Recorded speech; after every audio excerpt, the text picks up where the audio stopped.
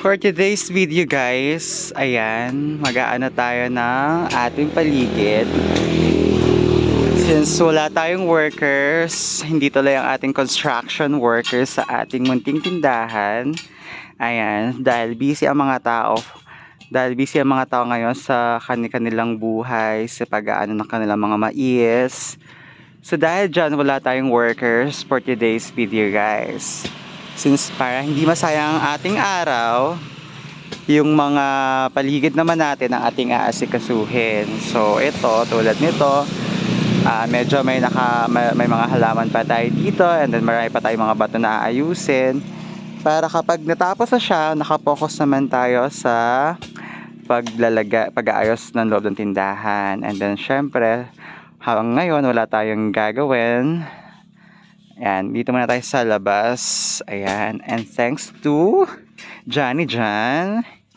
So napakasipag nating Franny. Ayan. Hi! Papanam! Hello vlog, welcome to our guys. Hello, vlogger Kumana. Shout out! Yan, thanks to Johnny Jan. So napakasipag na Johnny Jan. Ayan. Ayan siya. Ayan. So, kasi guys, ay, ouch. Kaya namin ito tinatanggal guys, kasi kapag galing ka dito, syempre, ayan, galing ka dito. Ayan. Pag may halaman kasi dyan, so hindi agad makikita yung tindahan. So, diba, nagmumotor ka, ay, walang tindahan. Doon agad ang mapapansin mo. Kaya kailangan natin tanggalin itong mga nakayang dito para mas better para mas makita yung ating store. Lalo na sa mga dayuhan. And then, ayan. And pag galing ka naman dito, syempre, kitang-kita mo na kaagad. Ayan. And syempre, matatambayan natin. Ayan, pagpasok. Ito, gagawan natin ng Pokemon ina. Ito, lalagyan natin ng talipapa dito. Magpapalagay tayo para dito grocery and then mga talipapa. Ayan. Ayan. Yeah. Ayan. And thanks sa ating ayan, sa lahat. Sa mga tumutulong. Ayan. Next, sinira mo naman Ayan guys, malapit nang malinis ang ating pwesto. Ayan. Ayan. Diba? Kitang-kita na siya. And ang kinaganda dito kasi guys, maganda dito kasi may mangga. Saktong-sakto siya. Hindi kapag tatambay ka, sakto lang siya. Tabing kalsada, tabing daan. Diba? Ang perfect ng location. So, ayan. Okay na, malinis na, maaliwalas na. Thanks to the world. Hello Earth, hello world. It's me. Ganun. Ayan, naglilinis kami. Para hindi naman sayang yung araw, diba? Para ang gagawin na lang kasi dito guys. So ayan, may frame na tayo ng pintuan para dito. So ang ilalagay ko dito ay yung aking stante. Dito sa harap, 4 meters, 4 by 8 kasi siya. So mataas, tapos dito open lang yan. And then ito, dito liso ang ipapalagay ko sa taas, liso dyan. Tapos dito, ayan, papalagay ko yung liso para ito. Tapos hindi sa harap yung pangalan ng store. Diba? RM Sari-Sari Store and Gulayan. Paggulayan, ayan.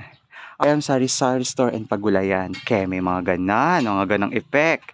Tapos dito yung gulayan. Kaya naman, ganito pinalagay ko dito. Kasi, diba, close to, sarado to. Kasi kapag nandito ka, ayan, explain ko lang guys Kapag nandito ka kasi, pabili, ganyan, mahirap na silang makita yung mga naka-display sa side. So, ang gagawin ni customer, iikot siya dito. Kitang-kita na, pak, ganun. Ito, ganyan.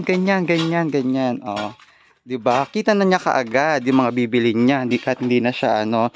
And syempre, pag nandito naman ako sa loob, kapag may customer naman pumunta diyan, kita ko na kaagad yung bibili. Yan. Ano sa'yo, Mars? Ganyan. Anyagatangin, Mars. Oh, ayan. Gulay nakman. Oh, keme. So, yan. Ayan, 'di ba? Maganda and syempre maganda yung anong hangin para hindi siya mainit kasi sa baba ang pinalagay ko sa baba ay giso. Ayan, syempre kapag umuulan hindi siya masisira kumpara sa plywood na kapag nabasa lolobo na kaagad. Eto, kahit mabasa siya, magtatagal naman ng buhay niya, pipinturahan ko na lang para hindi kalawangin. And ito din, ganyan din siya para hindi kalawangin. And ito, papinturahan ko din para hindi siya mapangit. Pipinturahan ko to and then pipinturahan ko ng anong kulay. Saka dito sa loob, pipinturahan ko dito ng white, color white. Kailangan lahat color white para para kapag yung ilaw, mas maliwanag siyang tingnan. Ayan. Mas maliwanag siyang tingnan, yan, 'di ba? Imagine kulay white lahat 'yan. White, white, white, white, white, white. Tapos may isang ilaw dito. Isang ilaw na nakaganon. Pak. Tapos isang ilaw sa harap. Mailaw dito sa harap dito. Mailaw dito para yung pangalan kita. And then maglalagay ako ng mga parang mga yung ilaw dito na may mga bilog-bilog para mas maganda, mas kita siya, 'di ba? Ganda. Yan, maganda yung location natin kasi tabing kalsada siya, bungad siya. Ayan, maganda yung location natin. Ayan. And ano masasabi mo, Johnny Jan, sa ating munting tindahan? Maganda ba? Mas maganda, misis ko. Oo, nam.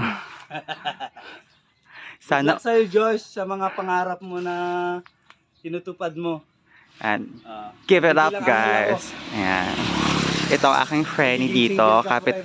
Oh my God, nasaklap mo naman. So, pagiging single forever. And kapitbahay lang natin siya, guys. Ayan.